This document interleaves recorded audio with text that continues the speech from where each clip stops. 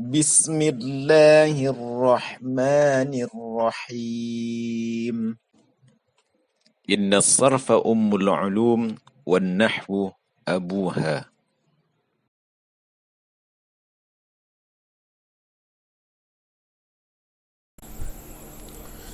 Bismillahirrahmanirrahim.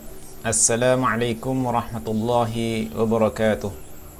Alhamdulillahilladzi ja'ala al-lughata al-arabiyyata min ahsanil lughati fil 'alam wa ikhtarahu min lughatil Qur'an wa ja'ala nabiyyahu wa rasulahu sayyidana Muhammadan sallallahu alaihi wasallam min ahsani wa afsahil lisani kalaman. Kaifa halukum ayyuhat talaba al-bararah? Nad'ukum ala sihhatin wa afiyatin wa sitr tashilan li wa tafhiman lakum antiq amamakum bil mantiqis sarih bil lughah al-Indonesia. Alhamdulillah, bagaimana kabar antum sekalian? Mudah-mudahan antum mendapatkan kesehatan, keberkahan dari Allah Subhanahu wa taala. Pada pertemuan kali ini, yakni pertemuan kita yang kedua dari pembelajaran materi sharaf, kita akan belajar tentang hal yang berkenaan dengan sighah. At-ta'rifu fi sighati. Pembelajaran di dalam sighah. Pada pertemuan yang lalu kita telah membahas tentang hal yang berkenaan dengan at-tasriful lughawi dan at-tasriful istilahi, secara bahasa dan secara istilahi. Sekarang kita masuki fase tentang pelajaran at-ta'rifu fi sighati, definisi daripada sighah. Ma hiya sighah? As-sighatu hiya, sighah itu ialah kalimat allati takunu min haitsul ma'na, yang kalimat itu terbentuk dari makna, min sighati fi'lin madin, dari bentuk fi'il madi, ila ismi alatin, sampai isim alah. Perhatikan, sighah dimulai dari fi'il madi, mudhari', masdar ghairu mim, masdar mim, isim fa'il, dan seterusnya sampai isim alah. Kemudian kita akan mengawali materi pembelajaran kita dari as-sighatul ula, sighah yang pertama. As-sighatul ula al-fi'lul madi sulasi wal ruba'il mujarrad, fi'il madi sulasi dan ruba'il mujarrad. Perhatikan, taqsimul fi'lil madi wal mudhari' as-sulasi al-mujarrad, taqsimul fi'lil madi wal mudhari' as-sulasi al-mujarrad. Kita bahas dua sekaligus, madi dan mudhari' sulasi mujarrad, dan juga kita akan bahas tentang madi mudhari' dari ruba'il mujarrad. Kita awali dari pembahasan yang pertama, auzanul fi'li sulasi al-mujarrad. Wazan fi'il sulasi mujarrad. Yang pertama adalah berwazan fathu dhammin. Yang kedua berwazan fathu kasrin.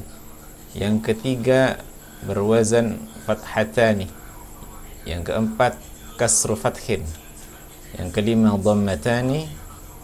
Yang keenam kasratani. Seperti apa praktiknya?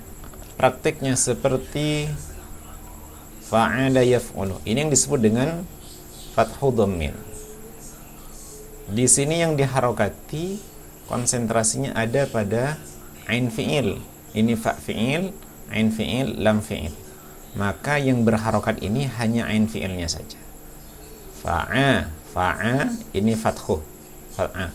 Yaf'u ini dhammah, maka disebut dengan fathu dhammin. Selanjutnya fa'ala yaf'ilu, fathu kasrin. Fa'ala yaf'ilu, ainnya fathah, ain fi'il madinya fathah, ain fi'il mudhari'nya kasrah. Kemudian dilanjutkan dari fathatani, fa'ala yaf'alu, fa'ala yaf'alu, ain fi'il madinya fathah, ain fi'il mudhari'nya fathah. Selanjutnya kasru fathin, fa'ila yaf'alu, fa'ila yaf'alu. Selanjutnya dhammatani, fa'ula yaf'ulu. Yang terakhir adalah fa'ila yaf'alu. Seperti apa contohnya pada praktik fi'il madi? Maka ini seluruhnya disebut dengan wazan. Standar seluruh fi'il mengikuti ini. 6. Fathu dhammin, fathu kasrin, fathatani, kasratain, dhammatani, kasratan. Seluruhnya mengikuti standar ini. Maka tidak ada fi'il madhi mujarrad itu kecuali seluruhnya memiliki harokat ain fi'il yang berkisar dari 6 wazan ini. Fathu dhammin, fathu kasrin, fathatani, kasratain, dhammatani, kasratani. Selanjutnya apa seperti praktiknya? Praktiknya di dalam fi'il nasarah yansuru. Perhatikan, nasarah yansuru. Berarti berwazan fathu dhammin. Selanjutnya jalasa yajlisu. Berarti ini disebut dengan mauzun yang menjadi ukuran, sedangkan fathu kasir menjadi standar ukuran bakunya. Kemudian fataha yaftahu mengikuti wazan fa'ala yaf'alu. Selanjutnya la'iba yal'abu mengikuti standar wazan fa'ila yaf'alu. Kemudian hasun yahsun mengikuti standar fa'ala yaf'alu. Selanjutnya hasiba yahsibu mengikuti standar wazan fa'ila yaf'alu. Maka seluruhnya memiliki wazan, dan tidak ada fi'il madhi itu kecuali memiliki 6 wazan ini, dan tidak ada yang keluar. Kalaupun ada sesuatu yang berubah, pasti ada sesuatu yang akan kita bahas pada pembahasan yang lain. Seperti kalimat maddah, ini wazannya maddah yamuddu, ikut wazan yang mana? Maka nanti ada bab yang menjelaskan tentang hal yang berkenaan dengan i'lal itu sendiri. Sedangkan fi'il madhi rubai mujarrad hanya satu, fa'lala yufa'lilu. Maka seperti contoh fi'ilnya dahraja yudahriju. Di dalam fi'il madhi mujarrad hanya tercantum satu wazan saja. Kemudian bagaimana kita mengenal fi'il madhi? Perhatikan, fi'il madhi itu dikenal yang pertama, harokat huruf pertama dan terakhir pasti berharokat fathah bila tidak bersambung dengan dhamir. Perhatikan, katabah tidak bersambung dengan dhamir. Maksud daripada yang kami tulis di sini, dhamir huwa, dhamir huma, dan dhamir hiya. Huwa, huma musanna mudzakkar musanna muannas, hiya mufrad muannas. Maka katabah cirinya kalau tidak bersambung dengan dhamir huwa, hiyah dan huma, maka pasti berharokat fathah huruf terakhirnya. Yang kedua, ciri yang kedua, harokat huruf kedua terkadang berharokat fathah, dhamma atau kasrah. Seperti contoh katabah, tabah, hasuna, hasibah. Ini tergantung daripada wazannya, wazan fa'ala, fa'ula atau fa'ila. Yang ketiga, bila fi'il madhi bersambung dengan dhamir mutaharrik, maka huruf terakhirnya pasti berharakat sukun. Dari mana hitungan dhamir mutaharrik? Dhamir mutaharrik dihitung dari dhamir hunna, anta, antuma, antum, anti, antuma, antuna. Maka dari dhamir hunna sampai ana, nahnu disebut dengan dhamir rafa mutaharrik. Di sini hanya ditulis dhamir mutaharrik.